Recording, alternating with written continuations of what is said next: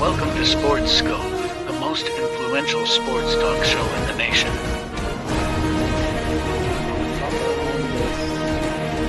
What is today, the 19th? Stay tuned for updates and great sports content. Hello, everybody. Welcome to Sports Scope. I'm your host, Robert Butler, on this, what is today, the 8th day of August. Big sporting news here. Looks like that Penn National has done a deal with two deals in one day. They sold Barstool back to Dave Portnoy, and they get this deal done with ESPN, where you can do bets and stuff later on through ESPN Bet, kind of like Fox Bet. Major deal there. I'll play a little soundbite from that. Having proper perspective from Dave Portnoy's perspective, and emotional discipline. Having emotional discipline. I watched the other Netflix, a lot of Netflix documentaries on Johnny Manziel came out last night. I watched that. Give you my thoughts on that and what the Cleveland Browns and other teams, kind of a cautionary tale when evaluating quarterbacks. Plus, speaking of quarterbacks, Tennessee Titans and have their official depth chart. Interesting battle there between Malik Willis and also Will Levis and Malik Willis there. Keith Talib's brother. Keith Talib's brother sentenced 37 years. Interesting take on that for the murder of a man during a Pee Wee football game last year. That's kind of a crazy story. Interesting soundbite from Deion Sanders and more. We'll go ahead and do our first and only break, and I'll be back here in 49 seconds here on Sports Scope.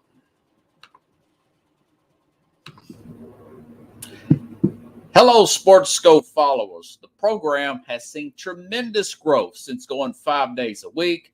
I just wanted to thank everybody for your cash contributions and sharing the program with friends and families. Just a reminder, if you want to contribute to the program, go to the Cash App, the cash sign, and Sports Scope. There are other ways to contribute to the program listed at the bottom of the screen.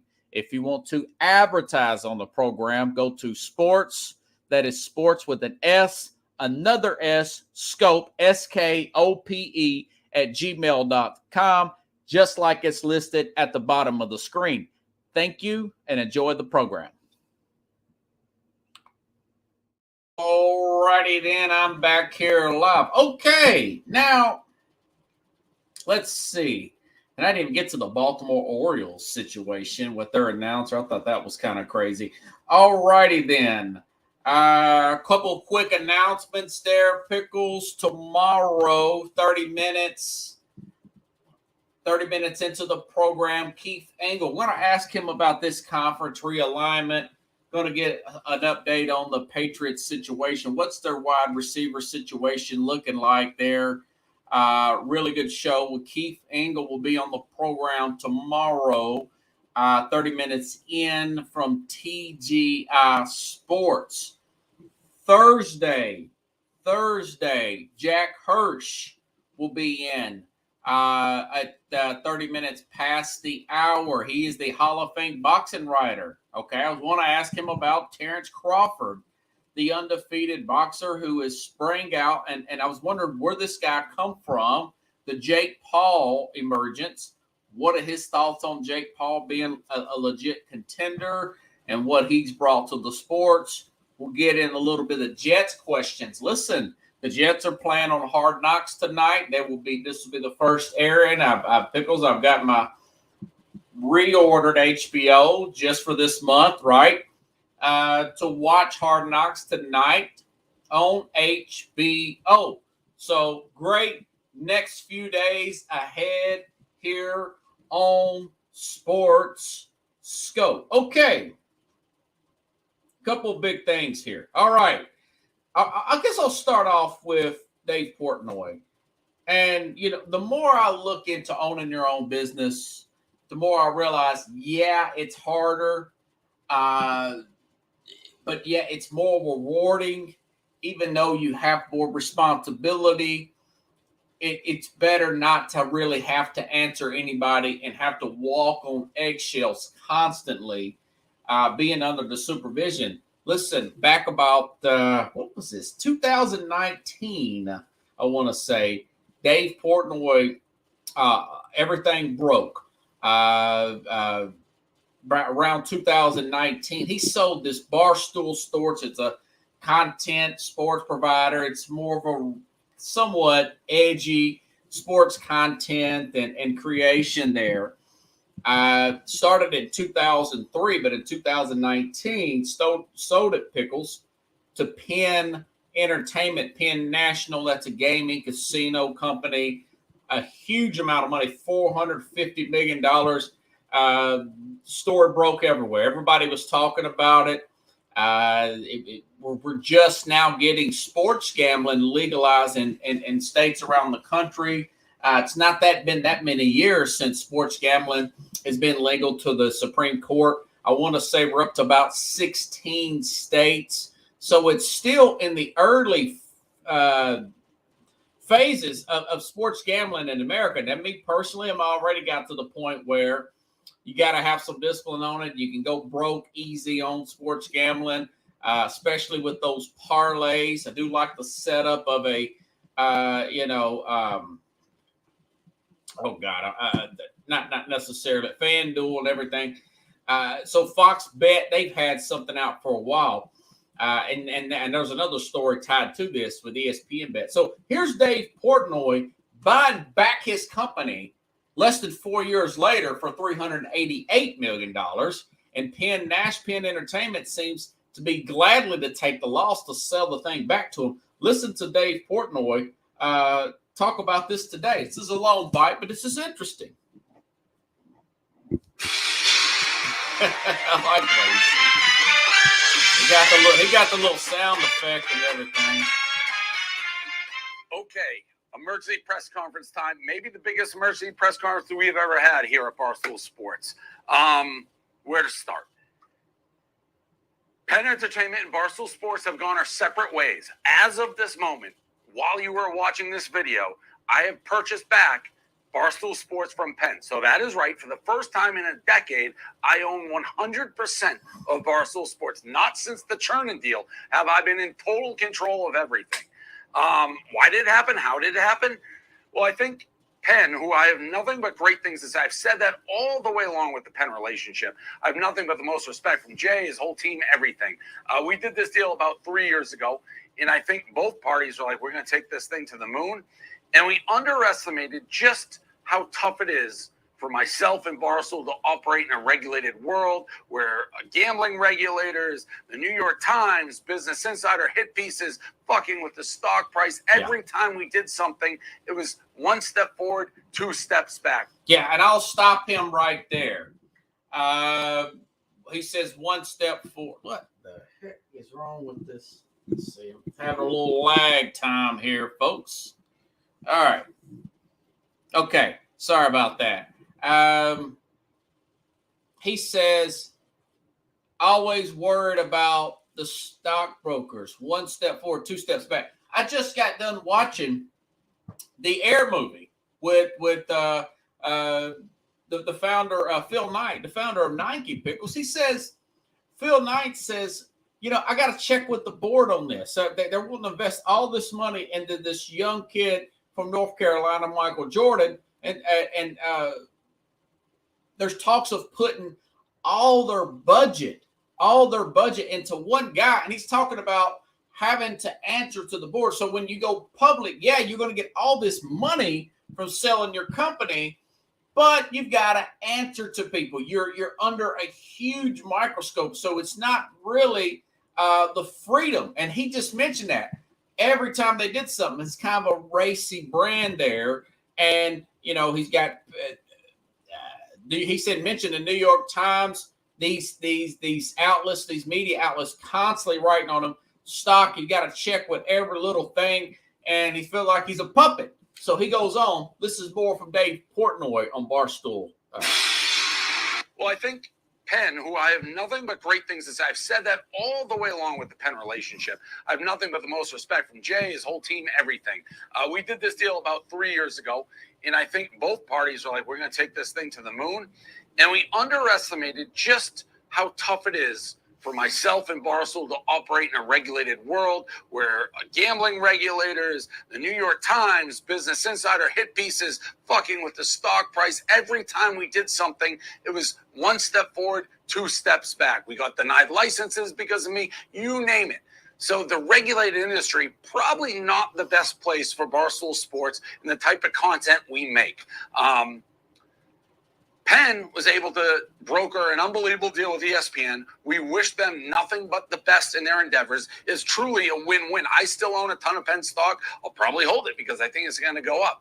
But more importantly, for us, for Barstool, for the first time in forever, we don't have to watch what we say, how we talk, what we do. It's back to the pirate ship. And by the way, I am never going to sell Barstool Sports, ever. I'll hold it till I die. And when I die, I'll give it to Dan or Kevin, who's ever left standing. If their kids are still alive, they'll get whatever. We will pass it down. This is now going to be a place for content.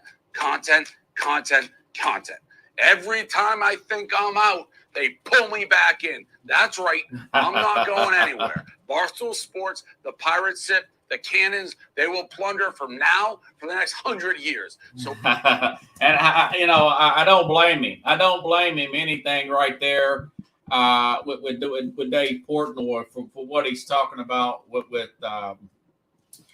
having control of your own company. Hopefully, SportsScope will be like that someday. Where I really don't have to have to take that kind of micromanagement. So he also mentioned that ESPN's doing a deal with Penn National. ESPN and Penn Entertainment announced a blockbuster deal today that ESPN will operate branding sports books at so-called worldwide leader. Makes it a bigger push yet to be in the sports gambling market. As a part of the deal, the companies will launch a branding sports book pickles. ESPN Bet this fall in 16 states where Penn currently operates mobile sports books. Penn will pay ESPN $1.5 billion over 10 years. We're granting ESPN warrants to purchase 31.8 million shares of Penn worth $500 million, which vast over the same period. Their stock rose today as 25%. So everybody's really gaming on that. They're really banking on this this sports gambling thing to take off. They're really banking on this thing. Now, you ask yourself, what about, I don't know what's up with my cord. It's been one of those days, folks. There's a little bit of a cord lag here on my on this show here. But anyways, internet's kind of a delay there. But my thing is, it sports gambling is growing. It's growing in the around the country. It's not technically legal everywhere. So you're talking 16 states here. It's still growing. We talk about the college football, the playoff with the college football, the 12-team playoff, the NFL, Major League Baseball, the NBA. They've all embraced fantasy. Now they've embraced gambling here. And now, of course, the biggest stations have embraced your sports stations, ESPN, Fox Bet, both of them that provide the content also are providing the gambling, tying the two together, which can turn us all into total degenerates if we don't have the proper discipline. So I think that'll probably work out. Kudos to Dave Portnoy there, being able to buy his own company back. So that's the biggest news of the day, folks. A lot of people have been talking about that. I don't know what is up with this thing, man. Golly. It's one thing after another, folks. I apologize for the lag there in time. I'm not even going to look up at that thing. It's just going to get on my nerves here. Okay. All right. So the first little NFL news here. Looks like there's a little bit of a battle here for Kareem Hunt. Little bit of a battle here for Kareem Hunt here. His services and unquote. The Saints brought him in today. Didn't get a deal. Looks like the Colts got him a better deal on the horizon. He's going up to Indianapolis here. We'll see how that one plays out. The Saints have had a little bit of injuries here, to say the least. Now, and plus they've had Alvin Kamara was suspended. Here at Nashville, the depth chart for the Titans. Now, this is the most interesting quarterback battle in the preseason, Pickles. It's right here in Nashville. Now, it's got Malik Willis as the number 2 quarterback. He has supposedly, as of right now, beat out Will Levis. Now, they're going to play, the Titans are going to play, I want to say, Saturday at noon Eastern, I want to say. Actually, I think it's noon Central. It's probably 1 o'clock Eastern. Either way, they're going to play the Bears. We're going to see these two quarterbacks battle. Malik Willis looked horrible last year. Supposedly, he's worked really hard. Quarterbacks technically make their biggest jump, NFL players, from year 1 to year 2. They technically make their biggest jump from year 1 to year 2 here. So we'll see how that plays out. Will Levis, obviously the number 2 second-round pick, I want to say, for Tennessee this past year because of Willis's just horrible rookie year. I'm surprised that they didn't cut Malik Willis as bad as he played last year, but apparently the organization, they're seeing that the young man's working hard, trying to get better. Supposedly he's playing well, and he's slightly ahead of Will Levis. But that's going to be an interesting. That will come down. Start on Saturday against the Chicago Bears. Tennessee will be playing. Then they play on the 19th, the following Saturday, at Minnesota, and then their last game the next Friday at home against the New England Patriots before they start Week 1 preparation. Do I think a quarterback will get cut or traded? I do not think so. I think they'll probably carry 3 quarterbacks. I think, and plus there's something that came about with you can have an emergency quarterback because of the situation that happened last year in San Francisco with Brock Purdy. I just want to say the league changed the rule on that. So I do think since Willis and oh God, what is that guy's name? Will Levis are both on rookie contracts. I do think that they'll probably keep them both, and of course they're not going to cut. They're not going to cut Tannehill. I don't think Tannehill is going to get beat out. I haven't read anything like that, but we do not know if we simply do not know if he'll stay healthy. We don't know how good the line is. There's a lot to questions to be known about what's going to happen in Tennessee. And I'm not really sure if Vrabel knows. Yeah, so Vrabel's going to have one of his assistant coaches call the game to get the experience in as a head coach during that game. I thought that was pretty cool of Vrabel. But yeah, Levis got a much better, much more smooth throwing motion. He is a more natural thrower. Obviously, Will Levis is the better. God, what's up with this freaking internet today, man? Anyways, hopefully, we'll see what happens here. All right. Sorry about that, folks. This internet is really getting on my nerves. I got a feeling it's still going to come out okay, though, sound-wise. It's just the film there is messing up. Maybe there's some storms in the area. Okay. Let's see where to start next. Okay. And other news. Listen, on the more serious note here, in life, I've learned this to have emotional discipline.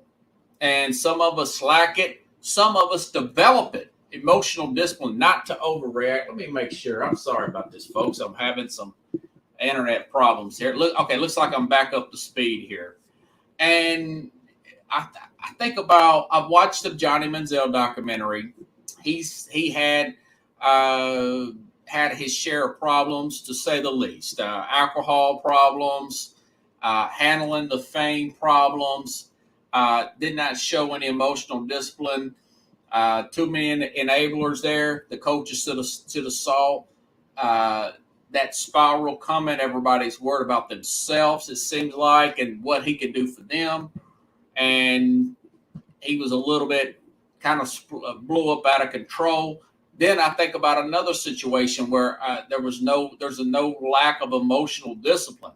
And Pickles, remember we talked about this last year. Aqib Talib was present at a Pee Wee football game outside of Dallas here with his brother, Yaqib, Yaquib, who's a few years older. This time last year, almost 1 year ago to today of this month, there was a dispute over a Pee Wee football game and an argument with another coach in front of his kids. He had two other kids there, including a 9-year-old that saw this. This guy, Yaqib, the older brother here, pulls out a gun and shoots the guy. It kills the coach. Now, today or yesterday, I didn't get a chance to touch on this story. Yesterday, he was sentenced to Yaqib Talib, the older brother of Aqib, the NFL quarterback, was sentenced to 37 years in prison after pleading guilty last month to the murder of the August the 13th, 2022 murder of 43-year-old Michael Hickman in an argument over a youth football game. The fight escalated when Yaqib shot Michael in front of several children, including Michael's 9-year-old son. Following the sentence, and members of Michael's family and friends had a chance to address Aqib directly. Michael's wife, Kenyatta Hickman, talked about how the shooting completely changed her life, and she's now raising 3 kids alone. What do you tell a 9-year-old who watched a person gunned down who they were the strongest person in the world, she said. And she is also suing the Talib brothers here. She is suing the Talib brothers here for like $1 million plus here. So it looks like they're going to get this. And Aqib Talib stepped away from his Amazon. Think about it. Aqib was supposedly really instigating this, but he was never formally charged. Listed some witnesses, and but he has stepped away from his Amazon. He was doing Amazon Prime. He was also calling games here. He was doing color commentating for some of the NFL games with Fox and then the Amazon as well. And of course, he stepped back. Maybe he was probably told to step down because it's a very bad look. And Pickle says he was too stupid to own a firearm. I mean, you talk about lack of emotional discipline over a child's youth football game. And now he's got 37 years in prison. I don't know. I mean, the fact that this woman brought those kids up there, I don't know if this guy's going to get out for good behavior anytime soon, But I thought that was what a horrible tragedy. I don't know if Aqib, the former player, will ever do any more public appearances again. It just goes to show you sometimes you really got to think about things all the way through. Now, I know his brother was in and out of a lot of trouble over the years, is what some of these articles have said. But you would think Akeem, this just took a major hit on his career too. This not the fact that that's the the least important, because you got these 3 kids without a father over a stupid football game is still one of the most idiotic things I've ever seen here. That's just a lack of emotional discipline, man. Sometimes you got to sit back and think, okay, is this really worth it? I've told you all about 6 or 7 months ago, I got into an argument with a valet driver, and he was really, I was trying to park my medical carrier car in one of the valet spots. He was getting way more, what do you want to say, way more out of line than he should have got out of line with me. He was way out of pocket, per se.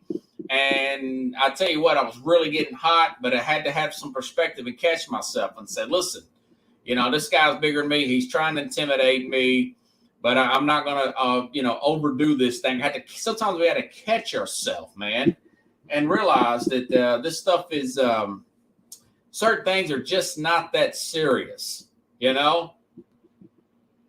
are just not that serious. Okay, now, a couple other stories here. Let me stick with, let me get that Johnny Manziel. Okay, now, speaking of this, emotional discipline, having proper perspective on things, all right? There's been some talk. This Johnny Manziel documentary, Netflix loves to do different documentaries, and it looks like my timing is right back up to par. This thing came out last night. I was pickled. I woke up at 1 o'clock in the morning to use the restroom. Could not go back to sleep, and I popped up when I looked up on my phone or my TV. I got a notification that the Netflix Johnny Manziel football documentary is been posted, and going back to this guy was I want to say it was their first year. It was the Texas A&M's 2012, their first year in the SEC. Cliff Kingsbury was his offensive coordinator. Kevin Sumlin was the head coach there. Sumlin, very good recruiter. Team didn't quite look as disciplined as they should. Very talented team. I want to say Myles Garrett played, might have been a young player on that team, per se.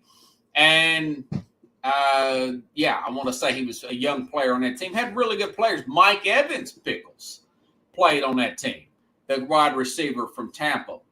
And then you had a freshman, Johnny Manziel, who was a redshirt freshman, per se. He was a redshirt. He was a redshirt freshman. And watching this documentary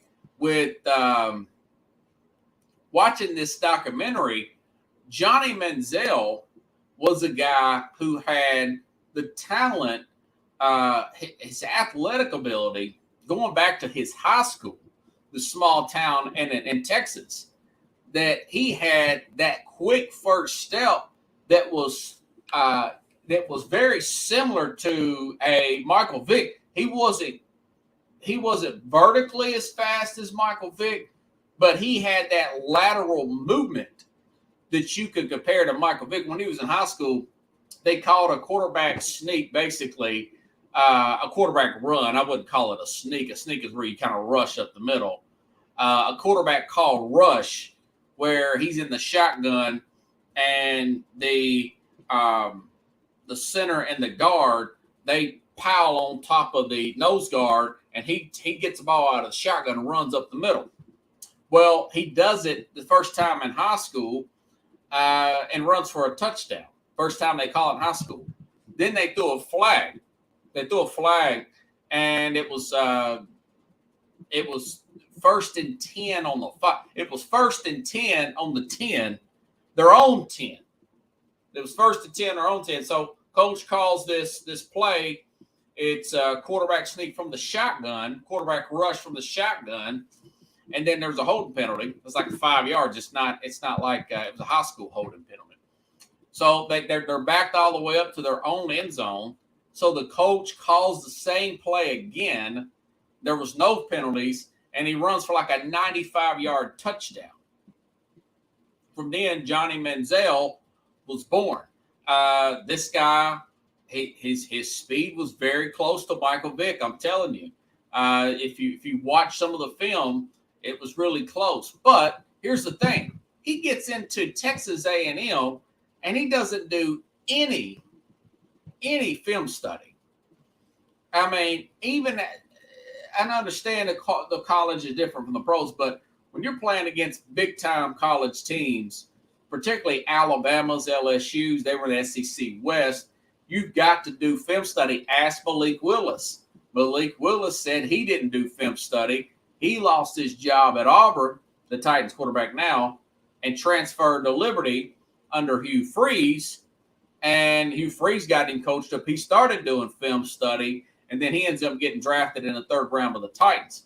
This guy never does film study. He said, his words, not mine, he's hung over half the time coming into the game on Saturday and still playing well. You know, so you gotta put some of that blame on and even Cliff Kingsbury said, well, if you're gonna come in here sweating like that, hungover, you're gonna have to play better. Well, that actually made Cliff Kingsbury look bad. That made Kingsbury look bad and Sumlin look bad, if you ask me. And even his dad says nobody really held him accountable because he was bringing so much money to the university because he beat Alabama. And I remember that game, Pickles, back in 2012. He had this great game, catches Alabama flat, beats Alabama in Alabama. He comes back, and he is a megastar at College Station. And, you know, they do the math on the millions and millions of dollars that he brings into the university. He later goes on, wins the Heisman as a redshirt freshman. And people at ESPN are talking about this guy like he's going to be the next coming. You know, like he's going to be this great quarterback. So you fast forward to his next year, his sophomore year, which really he'd been out of high school for 3 years. He was eligible for the NFL draft. They had 4 losses, okay? And he still played well, almost beat Alabama again. Alabama did beat him the second time they played him. That was a really good game. And everybody was still talking him up, but the scouts had said, listen, this guy does not do this film study. He's partying all the time. He's partying before the games. He's partying after the games. He's just a really good athlete, and he may have some problems. He may have some drinking problems. He may have some discipline problems. And, of course, Manziel falls all the way to 22, Pickles. Manziel, he falls all the way to 22. Well, let's go back to his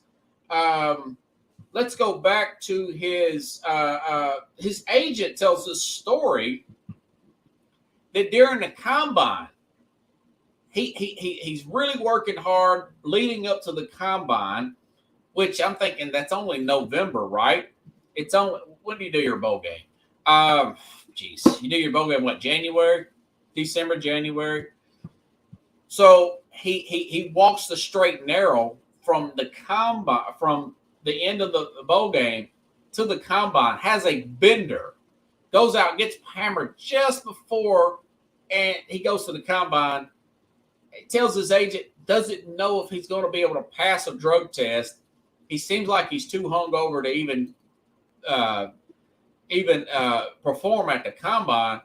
His agent calls this guy's parents and says, can you fake like you're sick and go to the hospital so we can get him to leave Indianapolis and go down to Texas and act like he's seeing you?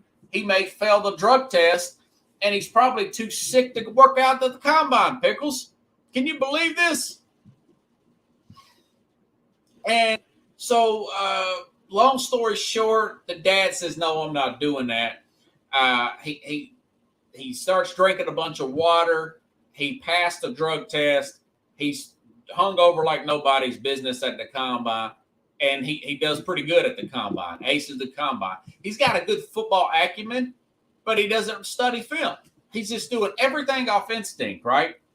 So then you fast forward a few weeks later to his guy's pro day, which, was really, really highly. I mean, you had the former president there. George Bush was there. You had a lot of big-time people in Texas watching this guy's pro day. Well, you know what happened at his pro day? His pro day, the two receivers were too hungover to go, that he got hammered with the night before his pro day. So he's throwing to his lawyer, Pickles. This sounds like something out of a comedy. You can't make this stuff up. He's throwing to his lawyer and his agent, and nobody caught on to that. And Pickles says, Dallas dodged a bullet. I'm working the night, June 2014, April 2014. I'm working that night, and I'm listening to the draft as I'm working my security job in. And I'm hearing that the Dallas Cowboys decided to take this guard from Notre Dame named Zach Martin.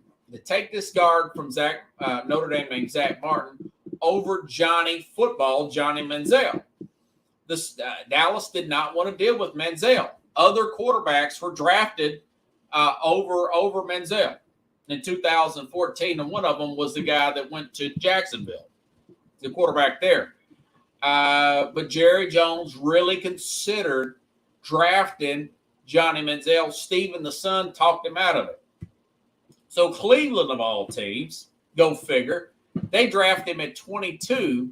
And if you had some scouts with a half a brain, with a little bit more effort, you would have found out this guy has major off-the-field problems. And he also has zero work ethic. You don't ask the head coaches. Jimmy Johnson said that in his book. You go out and ask trainers, you ask people around campus, how much, air quote, fun does this guy have? So anyways, long story short, they draft him at 22nd. He gets $8 million practically that the Browns will never get back. He played for them for 2 years. And Manziel said, he just felt really empty. He goes into rehab a couple of times. He finds out he's bipolar. And he says it really got bad at one point. He was taking a lot of cocaine and Oxycontin. He lost over 50 pounds. And, he's 30 plus years old now and living closer to home where his parents can keep an eye on him. But his dad disowned him at one time. His agent disowned him at one time. He's trying to get his head together. He could not have that emotional discipline.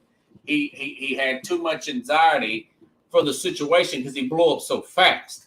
And his dad said, hey, nobody really held him accountable up there. He said, I did my best to have held him accountable. And then the story that came out about the card signing while he was in college, this was before NIL, was true that he was signing cards and autographs for money, $30,000. And then the media and the NCAA, they're asking him, how are you getting the money to go see LeBron James flying in these private jets? He said, listen, my parents got money and oil money. And the media, ESPN, everybody ran with that. But the truth of the matter is they didn't have that money. He was getting money for autographs, $30,000 and $40,000 in cash. And he was living like a rock star. And people bought that. Everything just, and that's why I say these players, I don't feel as sorry for NFL football players, big time college and pro football players like people want you to, particularly in the mainstream media. Guys like Vince Young or Johnny Manziel or who's the other guy? Baker Mayfield, because these guys are put on pedestals. They're pushed through school. People look the other way because their indifferences, and sometimes it's to their detriment not to discipline these players and give them penalties and stuff. So he basically gets suspended for half a game against Rice for that. They couldn't prove that he was getting the money. Something to do with his name or whatever. I don't know. But either way, it's a tragic story, and it's a learning experience. And then, like I said, so the Browns cut Johnny Manziel, and sure enough, less than 4 years later,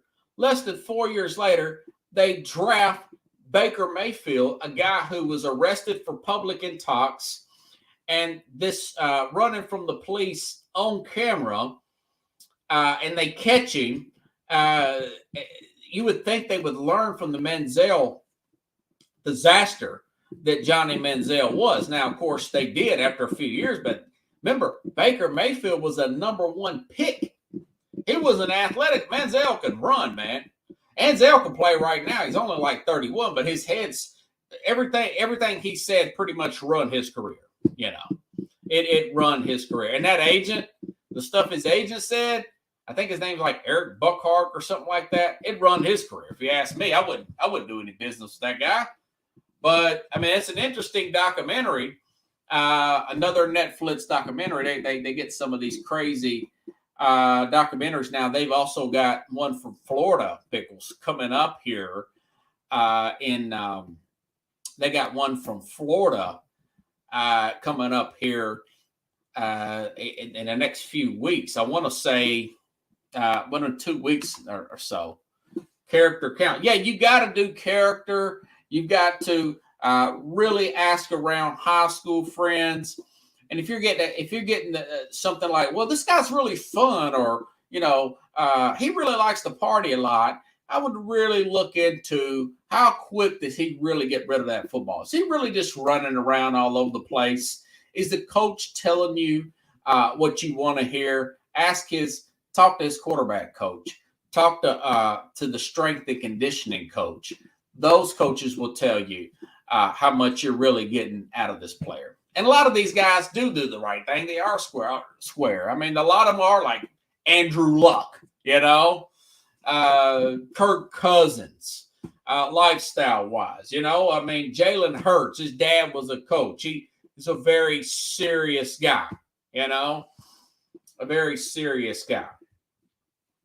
So anyways, interesting stuff. Now, as far as these players getting overly sensitive about what people like me have to say, and people with bigger platforms than what I have to say, I found another Deion Sanders bite talking to the media, and this is what this goes back to the theme of the show: emotional discipline. Listen to what Deion Sanders says. If I get this to play right, because the way things are going tonight, there ain't no telling, Pickles. Let me see if I can get this to play here. Deion Sanders talking to the media. What about me would make you think that I care about your opinion of me? Your opinion of me is not the opinion that I have of myself. You ain't make me, so you can't break me. You didn't build me, so you can't kill me. You didn't make me, so you can't break me. You didn't build me, so you can't kill me. That's what every single one of these athletes, that should be everybody's opinion. And quite frankly, that's my opinion of you, the ones that don't like me for doing this show. But that's the mindset that every single, because you get this stuff like, well, maybe Skip Bayless will get punched, and Edmund Smith said this guy shouldn't be allowed to talk about sports since he didn't play. Why? It's his opinion. Edmund Smith, the former Dallas Cowboy running back, he says that about Skip Bayless. I remember Don Imus, the radio guy, he said, listen, I don't have to play to say if I think you're bad. I'm judging you and your peers. But if I'm the athlete or anybody else in the public figure, why should I care what other people think? They don't have to live with me. That's their opinion. You know? So that's good stuff here. Now, interesting story. Pickles, I don't know if you heard about this story here, but I don't know what the management is thinking for the Baltimore Orioles. Going back to a baseball story. Okay. Now, the Baltimore Orioles announcer Kevin Brown got suspended, and the Orioles have 70 wins as of before I started the program. I don't know if they play today or not. They lead the AL East. They got the second best record in all of Major League Baseball. You know? God, this lag, man. They got the second best record in all of Major League Baseball. And this guy, Kevin Brown, is got suspended for saying that they since their play-by-play guy has been away from his TV duties since July the 23rd after a quick stint on the radio and has been off the air since the 26th. Awful announcing he's been suspended over comments he made over a road series against the Tampa Bay Rays, citing they got a poor streak. The team had been on visiting at Tropicana Field. Brown's words point out the Orioles have a tough record on the on-air graphic, highlighted that the Baltimore's went 0-15-1 in their last 16 series against the Rays. The Orioles hadn't won a series in Tampa since June of 17. That's doing your job. That's what Bill Belichick would say, right? Jeez, man. So, I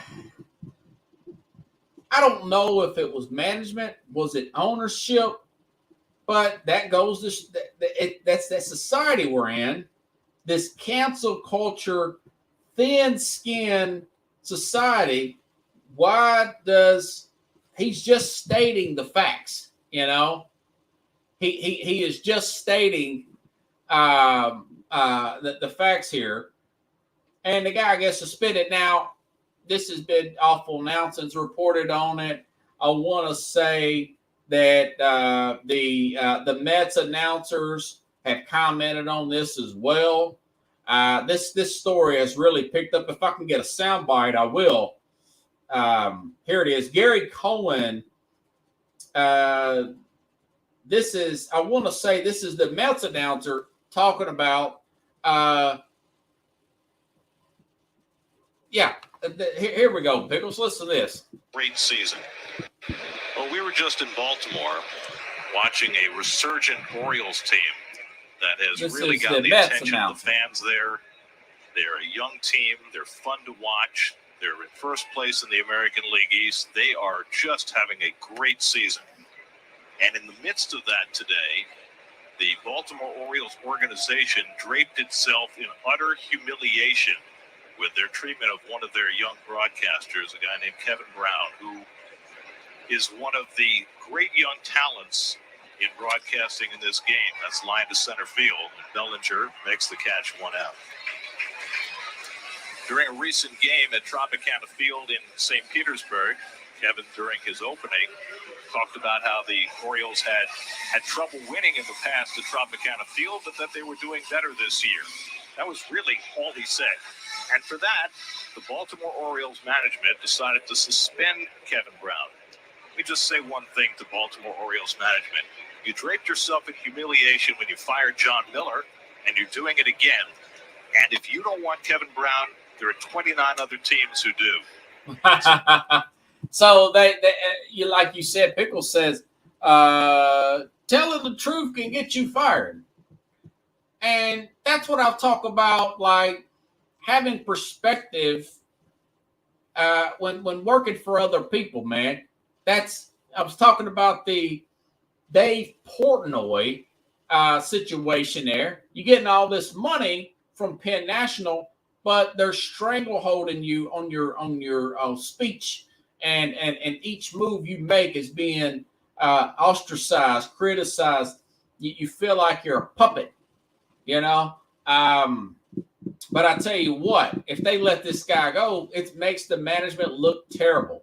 It's a black eye on the organization, and you know the public will let you know about stuff like that. You know, the public, the way the public knows now, and oh God, in society with social media and how interconnected we are, even if you're the owner, people are going to give you crap out in public on stuff like this. So I hope this guy gets his job back. Broadcaster did his homework, and owners made him pay for it. Yeah.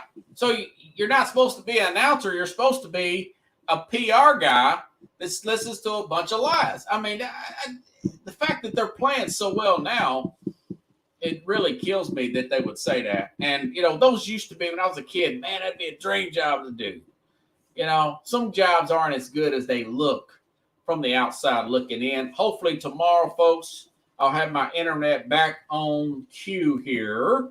Maybe we're having some storms. I don't know, because I got a great show planned tomorrow. I'm going to talk about this Jets team. I can't wait. We got here in about an hour. We have here in about an hour. We'll have Hard Knocks coming on. I'll talk a little bit about that. I've got Keith Angle coming in tomorrow, and again Thursday, Jack Hirsch. Going to ask him about Terrence Crawford there, boxing champion there. I can't remember. I think he's welterweight. I think he was the same weight class as Sugar Ray Leonard. Ask him about him.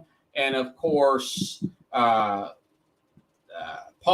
the brother there, Jake Paul. I think, yes, it's Jake Paul. Jake Paul there, the brother in his situation, and now he's getting his play-by-play is not a cheerleader, you know. So either way, good shows coming up this week. Hopefully we'll get our technical issues taken care of. Have a good night, everybody. Thanks, Pickles. Appreciate it.